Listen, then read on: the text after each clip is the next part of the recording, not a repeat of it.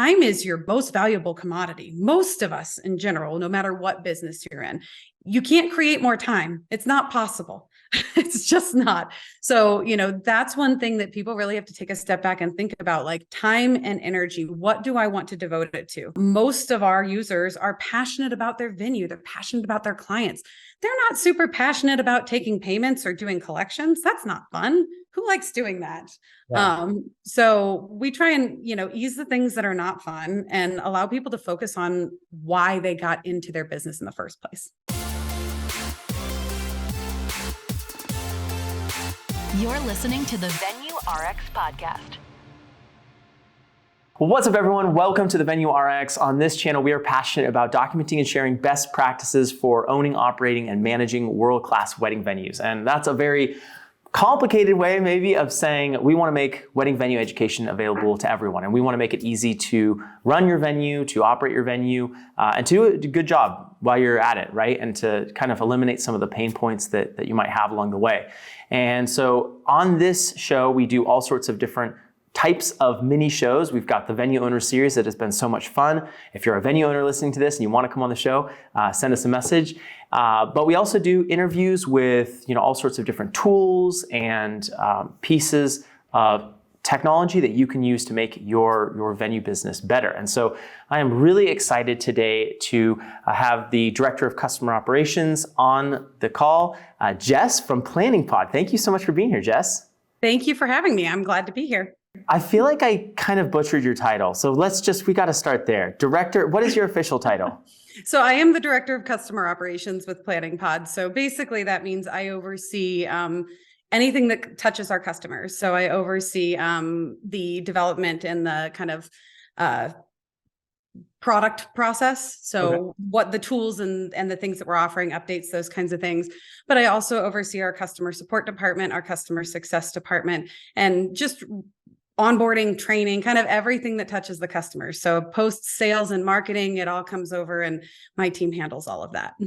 That's so cool. Okay, so I didn't totally butcher it. No, you got it exactly right. It was perfect. Okay, cool. Well, before we hopped on, and I had to kind of stop us because we were launching into it. We were talking as we got excited. Yeah. As I was getting to know you a bit, and we were talking about pain points in the industry, and we talked about really wanting to start a more resources for venue owners, a mentorship program that we've talked about before on this channel. And you were mentioning, and I want to kind of get back there because I feel like what you were saying was really relevant to what we're going to be talking about today with Planning Pod. But you were just talking about the lack and the absence of resources for this industry, and that there are so many different types of venues, right? So kind of take me back there. Yeah, absolutely.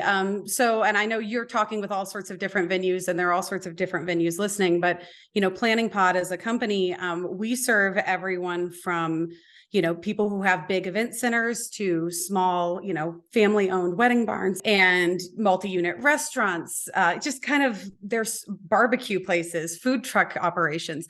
Venues can kind of live in a whole kind of world of different types of venues. And what we found a lot is that they're looking for connections. They're looking for people to collaborate with. They're looking for people to share best practices with. And there has been a pretty significant lack in some of those resources in the past because there's such variety in the industry.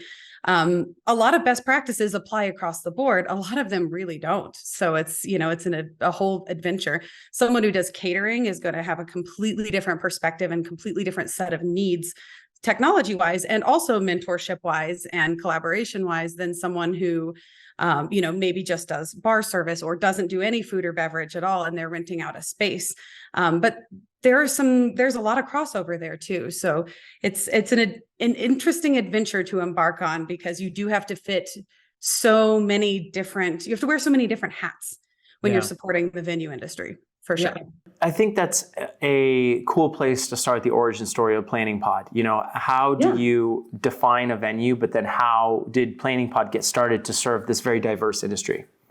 Yeah, absolutely. So Planning Pod was actually the brainchild of Jeff Keir and Stephen Feingertz. They ran a marketing organization or a marketing company before they started Planning Pod. And really the origins behind it were they were running into a lot of small businesses who needed business software and specifically event professionals. So the original iteration of Planning Pod was a company called My Wedding Workbook. And it was truly like and so anyone who's an event planner out there or has event planners who work for them, they'll remember the wedding book, the actual, like it was a physical binder with lots of pages that you'd flip through and it had all the details that you needed. They basically took that and digitized it into tools that were, comprehensive and would allow you to keep all of that stuff on the cloud so that you always had what you needed at your fingertips. We really served wedding planners for until we still do. They're still part of our market for sure. But we actually shifted to venues in 2017, 2018, when we realized we had a lot of venues that were using our wedding planning or our event planning tools to manage their venue. And there just wasn't another solution out there that worked for them. There wasn't something that could really serve them well because there really wasn't anything that was venue focused. There are point of sale systems, there are reservation systems, there are kitchen management systems, but nothing really bridged the gap to get all of the things that, for example, a small wedding venue might need. They need all the business processes. They need the floor planning tools. They need to be able to offer attendee management to their user or to their customers. There's so much more that they need than just a point of sale or a catering management system. There was not really anything there. So we really shifted we relaunched our software with venues in mind in early 2019. And that's when we added our catering tools. That's when we added our banquet event order tools. We added additional CRM functionalities. We're constantly improving. But that was kind of the first moment when we really targeted and started working with venues because there were so many venues already using us, so many that kind of needed those tools.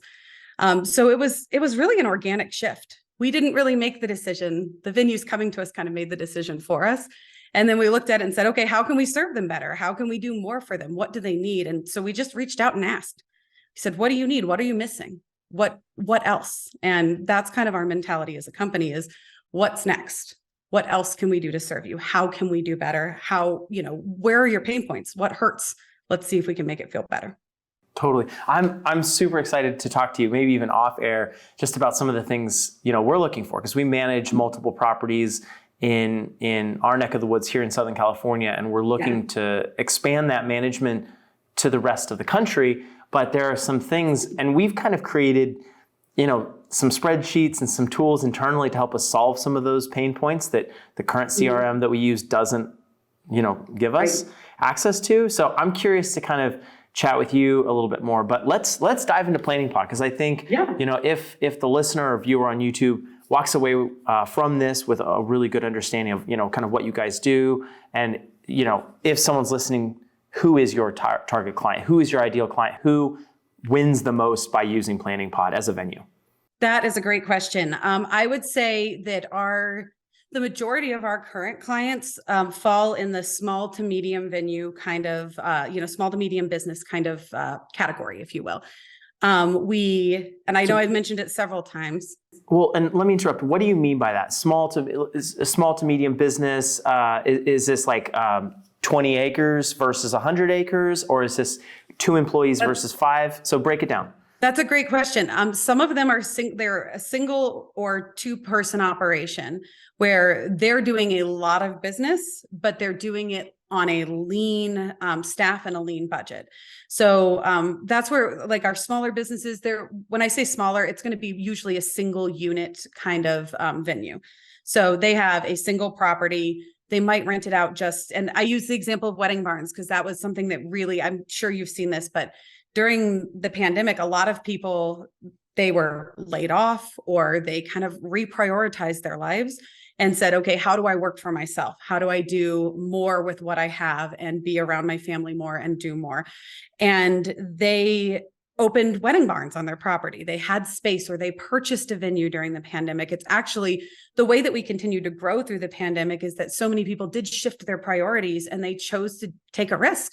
that they might not have taken if everything hadn't shut down. So it was a very fascinating thing to kind of be a part of and watch. So small businesses would be those that have, maybe 1 or 2 rooms or locations that they can rent out. They're typically doing a fair amount of volume of events, but they are, they're kind of new to the industry. Many of them are very new to the industry, which, feeds right into the need for education. They have the space, they have the vision, they have the passion. They don't necessarily always have the business know-how yet. And that's where, we try and help to kind of remove those barriers. Medium, I would say, they're going to be our hospitality groups that are running multiple locations, smaller restaurants, or even mid-sized restaurants with private event spaces in them. We do have a fair number of like music venues that they might rent out their space, but they also promote their own events. Breweries and wineries, where they have a single location that they can rent out, especially for weddings. That's the high dollar rental for a lot of those locations is, they basically shut down for a weekend for a wedding. So those are kind of, lots of mom and pop places. Also, it's shifted to a lot more restaurants and hotels who do catering and on-site events, usually single location or maybe 2 to 3 locations. Let me ask this question, because I think especially for some of those, smaller, single unit, maybe owner operator type businesses, there may be a little bit of resistance to say, oh, well, we only do 50 events a year or 30 events a year or even 60 events a year. And I like it that way. It's just me and a couple other people kind of to help facilitate those weddings. And we don't really need to grow. So why the tools? Like why, because a venue has limited inventory in a sense, right? Yes. Why the absolutely. tools? That's a great question. The main reason that people come to us typically is because they are struggling with managing the actual booking process. That is, I think, the most common pain point. They may have a ton of inquiries, or they may have enough inquiries to book out every weekend that they want to in that year, to book out 52 weekends. The problem is it's a ton of follow-up. If you're doing all of that via email, things fall through the cracks. You're not offering good customer experience. You forget to follow up with someone. You're basically just leaving money on the table if you don't have good follow through. We have a full leads management system that allows you to kind of customize each step in your sales pipeline and say, okay, this is a new inquiry, and you can set idle lead warnings. So if they've been sitting in a step too long, it's going to say, hey, you need to talk to this person. They need your help. It allows you to kind of not set it and forget it, because there's always that human contact that's really important in this industry, because it is so personal. Usually these are emotional events. They're important events in people's lives that they're having at these locations. So that leads management kind of process, that tool, and it encompasses multiple things. We have digital contracts and proposals. We have invoicing with integrated payment processing with automatic payment reminders, and it'll let you know if things are past due. We have auto pay associated with that. So the actual business portion of the CRM, or kind of the business and or CRM portion of the software, is what brings a lot of those smaller businesses to us. Because right now they're using maybe DocuSign and Word Docs or Google Docs and a spreadsheet, and then also, Google Calendars or iCal or Outlook. There are like 6 to 8 different pieces of free or inexpensive software that they might have to use, but it's just so easy for details to fall through the cracks on there. I'd say the big one is it's kind of one of those, you got to spend money to make money a little bit. So one of the other big pain points is missed payments. People are making mistakes. They're forgetting, they're not following through. They're not collecting the money until, the day of. There are best practices that people follow. There are also, there's no right way necessarily to invoice someone. But when you're sending a paper invoice and then having them Venmo you or send a Zelle payment or pay via cash or check, those are all fine options. But if you're not tracking it, you're risking just throwing money away. And that's a big portion there for a lot of people. People who are going, or venue owners who are going above and beyond, and they're offering, planning services. or some kind of day of coordination or vendor coordination, any of those things, that is, that's another separate piece of software. And that's separate from like a floor planning software where you can actually seat guests and, allow your guests to kind of interact with that information. The other big thing is the client portal. So our client portal it's controlled by the user. They can decide what tools show up in there. But especially for our caterers, you can actually have your customers select their menu items off of the menu that they've chosen right in the client portal and then submit their selections, which, they're pressing the button. They're saying, this is what I want. So it takes a lot of lift off of these smaller businesses, especially those who are working full-time jobs and running a venue, which is pretty common right now. Yeah, absolutely. Jess, I want to ask you a question that I've seen so many times asked in different wedding groups, on Facebook specifically, different owner groups that I'm a part of. Talk to me about refunds. How does someone refund payments or actually physically take payments? So both sides of that in your portal. That is a fantastic question. So we have a variety of payment partners that can integrate with Planning Pod. Our preferred partner is a company called PaySimple. They're based out of Denver, Colorado. They were right down the street from us when we still had an office down in Denver. But they've been around. They're a subsidiary of EverCommerce, which they've dealt with payments for, I can't tell you how many years, but they're a fantastic partner, and they allow us to integrate with both credit card payments and ACH or electronic check payments. That's really not super common across the board. Those ACH payments saves a lot of money in processing fees for our users. So that was really important to us. The integration is seamless. Basically, as soon as you have your account set up with PaySimple, it's integrated with your Planning Pod account. And then you can accept payments kind of as a one-off, like just process them right there within your system with the client standing there. You can we have a payment reminder schedule system. So you can set your standard payment terms as a template, and you just import that into each of your invoices. So many of our users, they maybe take a 50% deposit, and then they might take, or a 20% deposit, whatever it happens to be. And then they take, 60%, and then they take a final payment at 30 days out. You can set that up ahead of time, and then you just import that template. It calculates the amounts that are due. It calculates the dates when they're due based on the invoice due date. And then it automatically sends email reminders with a pay now button on it for your customers. So there's that option. That's great, because if they don't pay it on time, you get a notification. Yeah. You get an email, you get a notification on your home screen dashboard that's just like, hey, this needs attention. And you can actually take action right there from the home screen dashboard to send a reminder email or to follow up with them via the phone, whatever your communication technique is with the organization. In addition to that, there's autopay, which is super helpful if you have someone who's like on installments. Like, I want to pay $500 a month for the next 18 months, and then I'll just be paid off when it comes to the event. So that's kind of taking payments. As far as refunds go, this is another great part about integrated payment processing. You can actually refund from the invoice in Planning Pod if you need to. Refunds are one of those I'm sure you've experienced this, but they're a little tricky in the last several years. I mean, there used to be a hard and fast kind of standard in the industry that you just didn't give refunds. I mean, that before 2020, that seemed to be the standard. It's like you pay, and if something happens and you cancel, bummer. That's how it used to be. I feel like there's been a lot of shift and change in that part of the industry on whether people will offer refunds or how much of a refund that they offer for those types of events.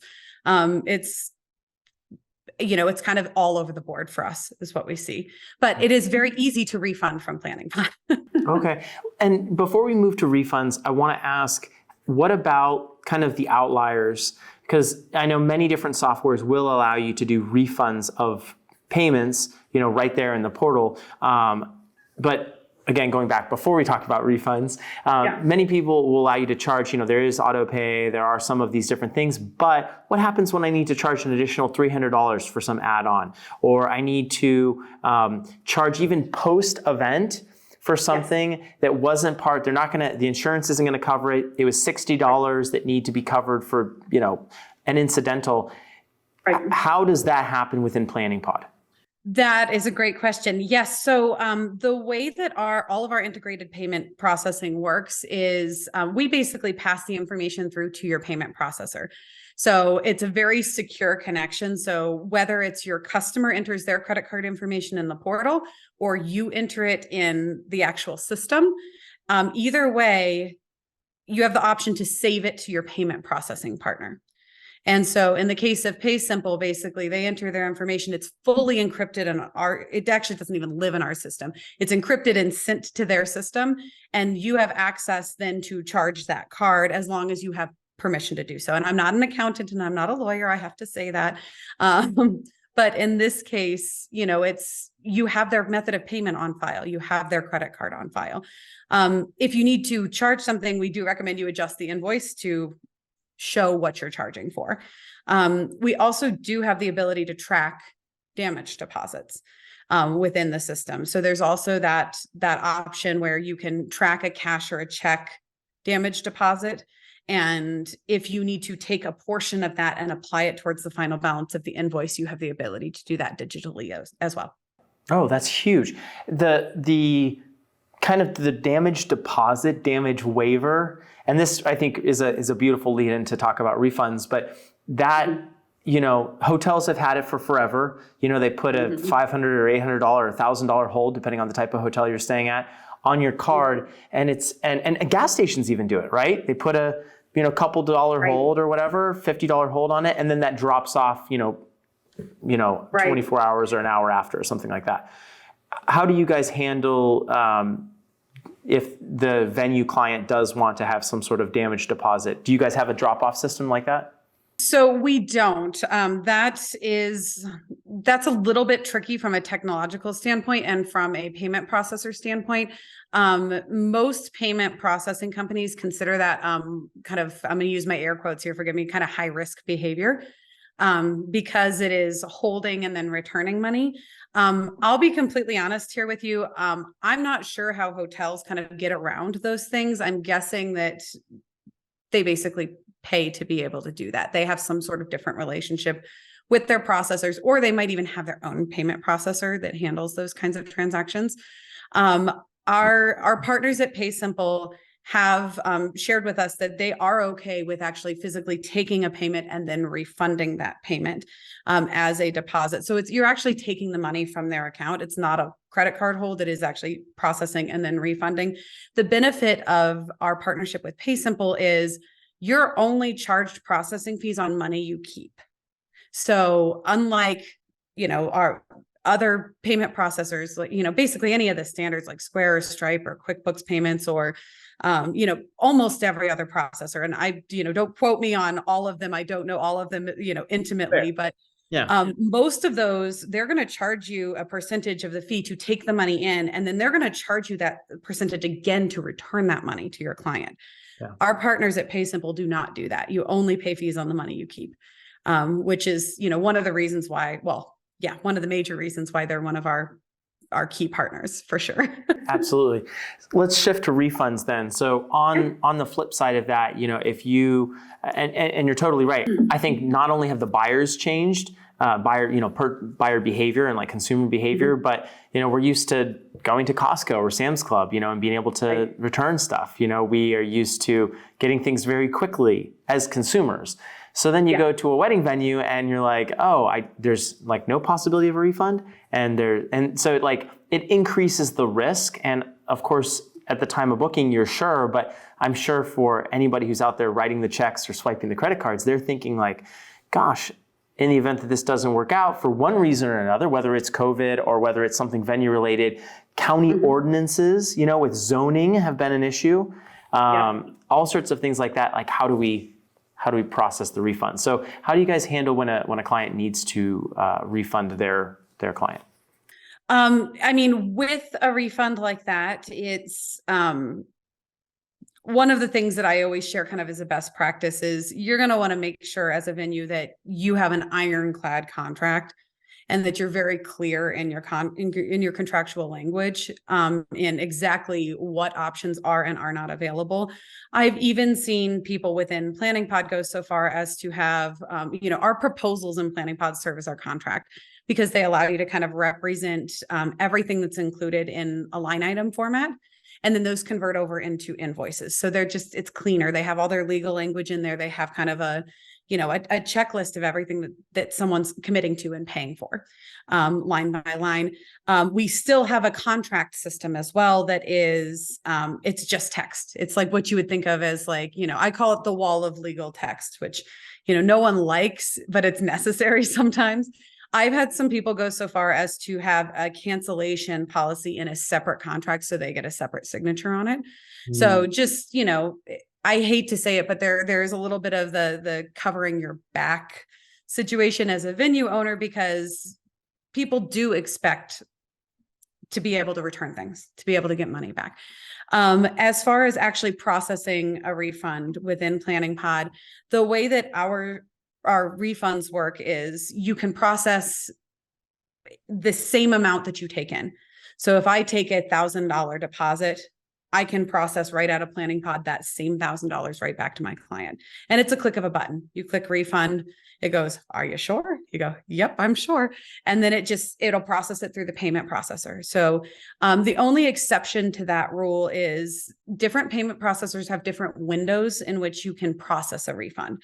So if it's been more than 6 months, most payment processors won't allow you to process a refund from the original payment, but you can process a new refund. So it just depends on what processor you're working with. So if you can't do it out of Planning Pod, which, like I said, I think it's about 6 months, you just log into your processor and you can process any amount of a refund through that way. That's huge though, because, a lot of times we're not refunding deposits because most people in their contracts do have something about, keeping the non-refundable deposit. Right. But that second piece there of second, third, fourth, fifth payments, regardless of how many, or depending on how many times, how many payments it's broken up into, that's huge. And likely you will be doing that within a 6-month window. So, So let me get this straight. Planning Pod doesn't actually charge you the processing fee, the 3% or 3.5% or whatever it is, on the funds that you take in if you're returning them. Is that? As long as you are using our partner PaySimple. So we partner with multiple, like we also have Square and Stripe and QuickBooks Payments and the ability to connect via an authorized.net gateway. The reason that we love PaySimple so much is they're a more unique, they're a more traditional merchant processor than like Square or Stripe. It's not as instant gratification, like you actually go through an approval process. But you get a customer success manager, you have personalized service. We work with them because they treat our customers the way that we treat our customers. So with them, they do not charge initially. So let me take a step back here. Yeah. So I'm going to give you a situation so that I make sure that I'm not leading anyone astray. If you have someone, for example, who made a payment of $1,000 and it's a refundable deposit, that would go and process through to PaySimple. And PaySimple's fees, I try not to speak directly to their fees. It's as low as 2.54% for a flat rate, but they use variable scale depending on the card that's being used. They are significantly lower rates than any of our other partners and than any other not card in hand transaction. So, I mean, the lowest you're going to get on anyone else is 2.9 to 3.2%. So they're pretty significantly lower. So the way that they work is PaySimple takes all of the payments in, you get the full amount in your account. And then on a monthly basis, they pull out the fees for everything that you processed that month. What would happen basically is you'd get that $1,000, they'd pull the fees out. If you refund it 4 months later, you would refund it and you would get the fees back in your account. So they would adjust it on the back end. So they're far more traditional. It's definitely like for people who are used to using like a Square or a Stripe, where it's just like they take your money, they take their percentage, they deposit the rest on a daily basis or on a weekly basis or whatever the cadence is for them depositing the money. PaySimple's a little bit different. It's a little bit more, it is more kind of set in stone. Like, these are the days that I'm going to get paid. I get paid, and then these are the days that I'm going to have those funds coming out. So they also pay pretty quickly. Yeah, but that's not a bad thing for venues. I mean, it's not like you are some sort of street merchant where you're selling something at a farmer's market or something like that. I mean, venues are people are making large purchases, high ticket. Yes. Yeah, so I mean, that's really a cool partner. I want to talk about the other parts of Planning Pod and really understand kind of the different features and the different tools that you have built in there. You mentioned a floor plan tool. Can you talk me through that? Yeah, absolutely. So we do have a floor planning software included in all of our packages. We have 3 different packages. We have the venue management, which is what we're focused on today. We have our event management package, and then we have just a floor plans package. So for people who just need floor plans, I'll be really honest, most of the people who come for just the floor plans go, why am I not getting everything else? And they end up moving into one of the other packages. I love the floor plans tool because, I mean, there's really none of our competitors have a floor plans tool included with all the other venue and event management tools. That's definitely something that makes us unique in the software market for venues and event planners.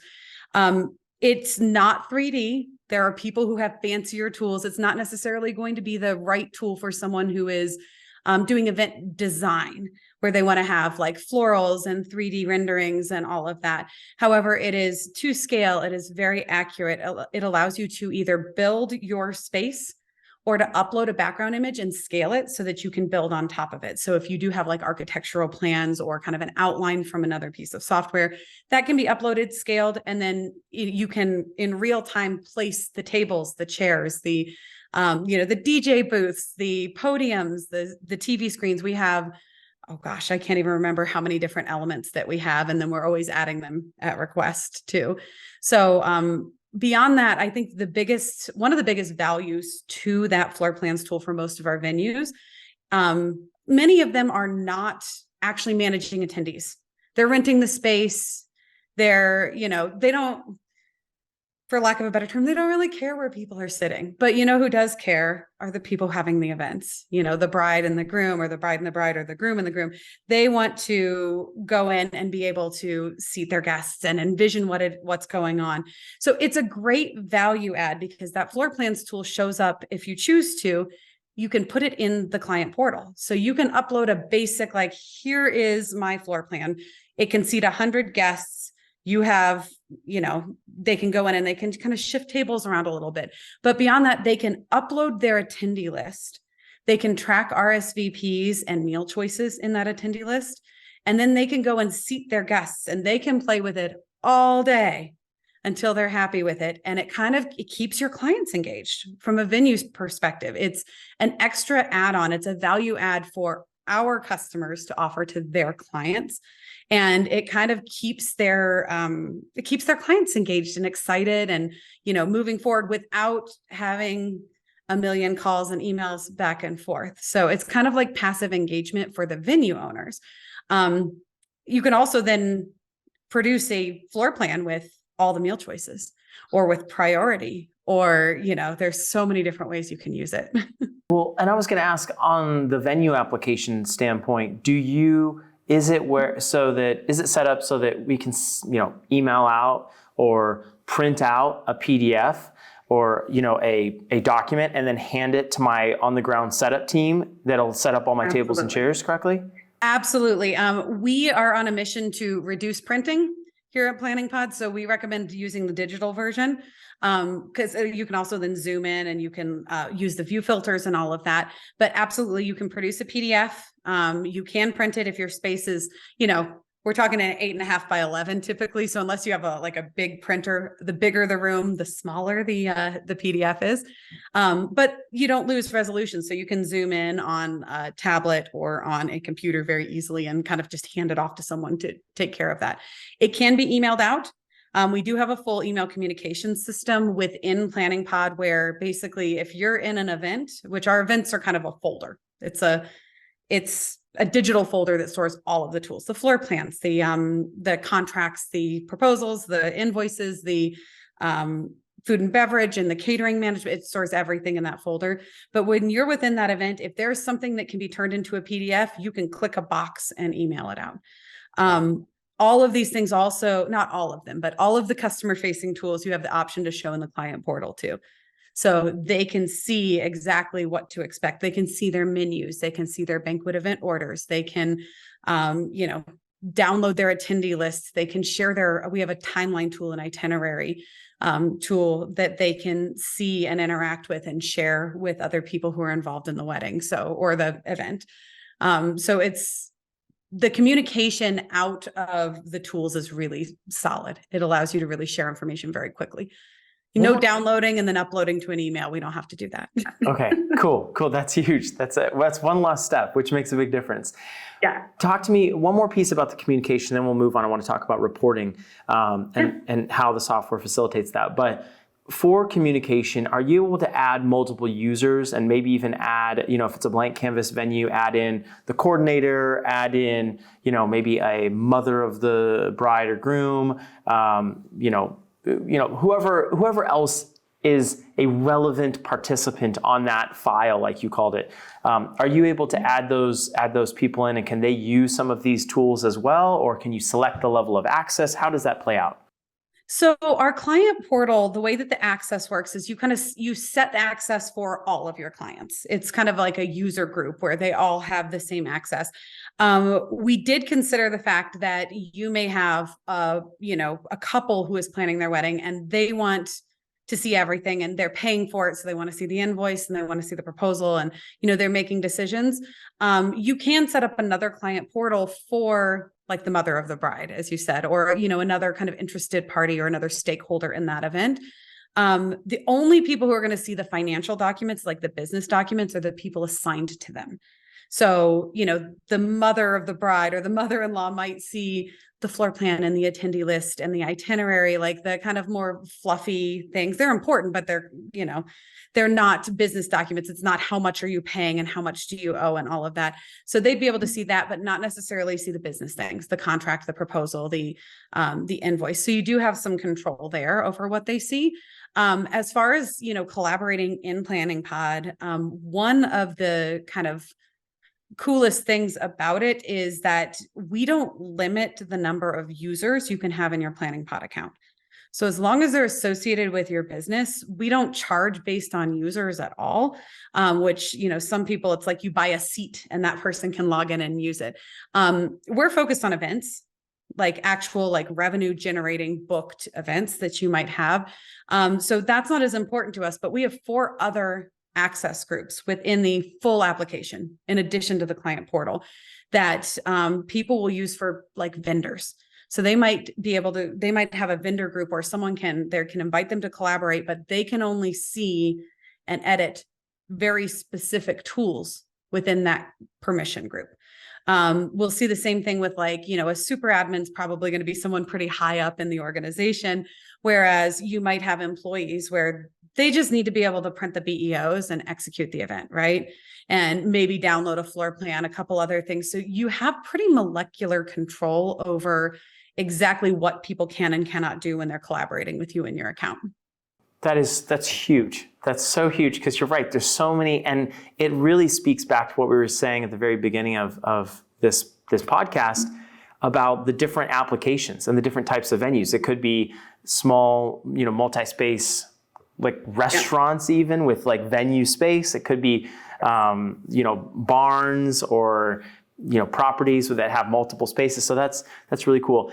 You mentioned molecular, and that made me think of data, and that made me think of reporting. So let's get there, and then we'll wrap this up with pricing. But so talk to me about reporting. What do you report on? What reports can you generate? I like that word molecular. Yeah. Is it molecular? I want to know.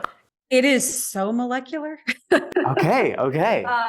No, I'm actually really excited to talk to you about reporting. And I'll tell you that one of the big reasons why I'm so excited to talk to you about reporting is we are about 2 weeks into a complete and total overhaul of all of our reporting.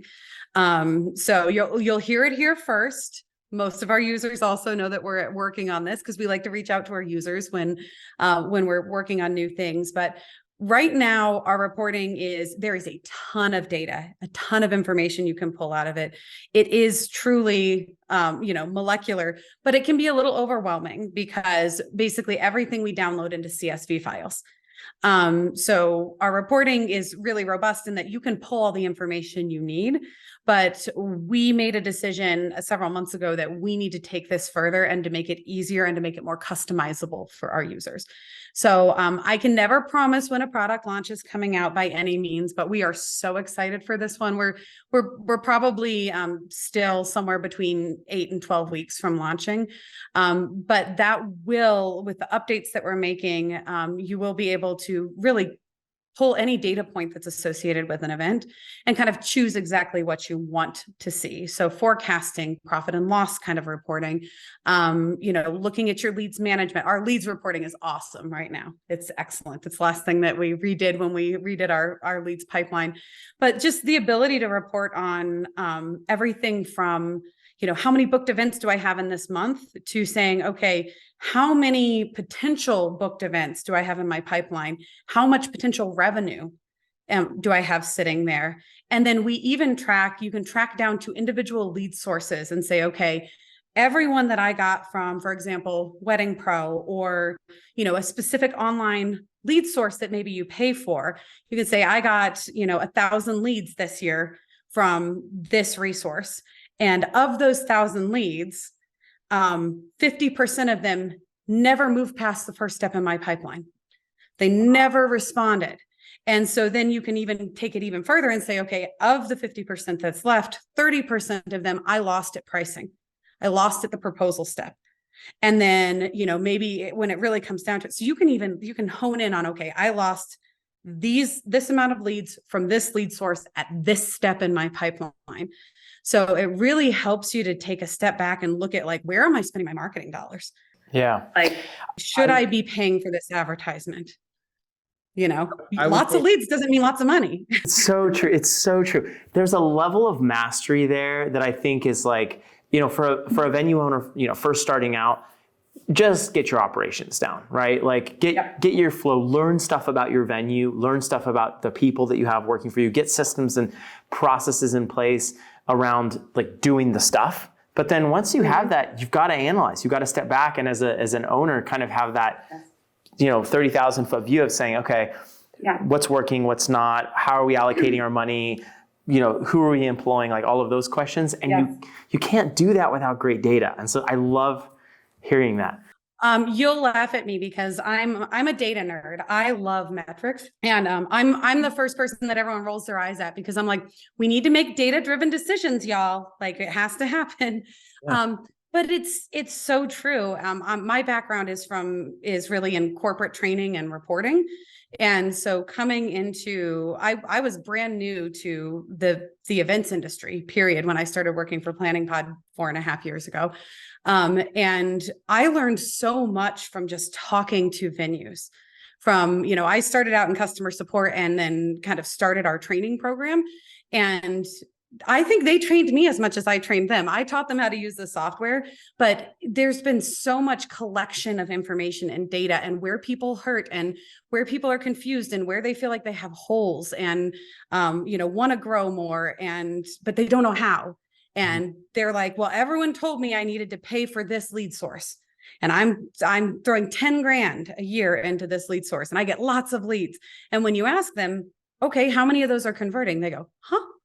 Because it's just, you're just sometimes marketing at the beginning is you're just throwing stuff at walls, right? And seeing what sticks. I really pride myself and my team is really proud of the kind of coaching and collaborative approach that we take to onboarding customers, because so many of them do come to Planning Pod and they're overwhelmed. Like they're learning a new piece of software. That's overwhelming, period. I don't care who you are. It's overwhelming to learn a new piece of software, but they're doing that while trying to continue to run their business. And then we ask, okay, what metrics are important to you to track? And it's just, you can sometimes just watch the glaze over happen. And that's where we really take a consultative approach. And we say, okay, let's look at your entire business process. We start this from the very first interaction we have with someone when they come and say, hey, I want to see what you're all about. So first thing we do is we say, tell us about your business. What are you doing? What's working really well? What hurts? What are you not sure about? And we take that information and we make sure that that makes it over to our onboarding and training team and try and really get an intimate understanding of exactly where the pain points are and kind of what they're trying to accomplish, which allows us to make recommendations on what they should track. What should you be tagging? What lead sources are important? And then, helping them, our customer success team is there to help them kind of look at that data and say, okay, what's next? How do I take action on this data? And so I really, I said this to you before, but I really appreciate the approach that you're taking to education, because that is my background. I'm all about the training and education, and really there's so many people who they get it, but it's just no one's helped guide them through these things yet. And when you are, it's that 30,000 foot overview that you kind of mentioned. Like, it's easy for someone to take a step back and look at your business from 30,000 feet away when they're new to it. When you're working your business, you're working in the business, not on the business. You're you're in it. Yeah. Yes. And so it's hard, especially when you're a smaller organization, to take a step back and work on your business instead of in your business. And many people just can't. So they need a partner to help them do that. And I think that really happens at all levels. That's something that I'm experiencing right now. We went from managing one venue to managing 3 venues really quickly. Mm-hmm. And so in doing that, we kind of broke a lot of the systems that had worked before at one venue, like systems you didn't even need almost. But now at scale, you started needing those systems. And then there was this feeling that I had of like, okay, I do need to focus down and in, but I wasn't looking up and out to understand, okay, what are the implications of this, at a macro level? And then it's easy to get stuck and you feel like you're hitting the ceiling. So that's so relevant to my own experience as well. Yes, I'm right there with you. I mean, Planning Pod has grown so quickly over the last, especially the last 2.5 years, 3 years, where I 100%, I'm guilty of getting in the weeds. I've done every job that in my department, the departments I oversee. So there are moments where I will find myself doing things that I'm like, I don't need to do this. I need to take a step back and work on instead of in. So we can definitely, we're a growing business too. We work with growing businesses. I think the key here is it's what you just touched on, is empathy. It's, being able to take a step back and kind of put yourself in their shoes and say, okay, why does this hurt? And what can we do to help? It's the way we approach our development process too. So it works out. It works out across the board. Like if we can be empathetic and kind, like that's basically what we've built our business on. I love that. How can we help? I love that. Well, Jess, let's talk pricing. How do you break pricing down? And then, we're going to include links to your software and any landing pages or anything so that people can check out what you guys do. And maybe everyone, if I twist Jess's arm, she'll give us some sort of hookup, for coming off the podcast, putting the pressure on her. I'm not in charge of the pricing hookups, but I can guarantee we can hook you up with some great training, onboarding, support. I love it. And I'm just cold, everyone. I'm just cold pitching her on this, just live. She had no idea that was coming. Totally unfair. Very cool. Well, yeah, Jess, talk to me about pricing. Oh, absolutely. Okay. So our venue management packages and our event management packages, they are hyper focused on, they're focused on the number of events that you have active at a single time. So we don't do, events per year. We do actual active events on a rolling basis. So our venue packages start at 25 active events. And basically once an event is over, you can archive that event and it opens up more space. Our venue packages start at $149 a month for annual subscriptions, but we do have monthly subscriptions available as well. You definitely end up saving a lot more doing an annual subscription. And so, they go up from there. We have starting at venue 25 and we kind of have different packages that you can step into. So that's the other thing, is you can kind of scale with Planning Pod. So if you fit into that 25 or that 50 package to start off with, and then you find yourself halfway through the year and you're just kicking ass and booking all of the things, then you just let your customer success manager know, and we just up your package to the next level and get you on your way. So it does allow you to kind of scale with the organization. That's like honestly a great price, because I mean, I don't know, for anyone listening right now, I mean, we have experience using, I'm not going to go through all of the tools, but I love tech tools. And I mean, even just on this one, we're experimenting with this Otter AI thing. And I like all the tools. And so we've checked out a lot of the tools, and maybe on a different video, I'll go through a kind of a breakdown of some of our experiences with some of those. But you end up spending way more than $150 a month. Yes. Way more like $300 to $500 a month, depending on which tools you're using and things like that. So that's actually a really reasonable price for everything that you're baking into those packages. Absolutely. I mean, what we found is a lot of people, they may not realize, and isn't this everyone, whether it's professional or whether it's professionally or in our personal lives with our streaming services and subscriptions to everything, but you don't realize how quickly those things add up. So when you're using a digital signature software, a floor planning software,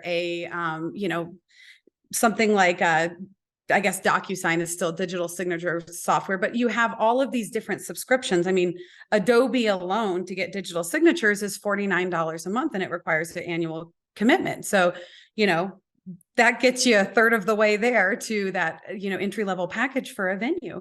So it's definitely, people will say, no, it's too expensive. But then they come back and they look, oh gosh, I'm paying for 8 different softwares, and I'm still having to kind of hack processes together. And, that's really streamlining. That's what we're all about. And the other thing that I would just speak to is it's about time. Your time is valuable, especially as someone who's running a venue.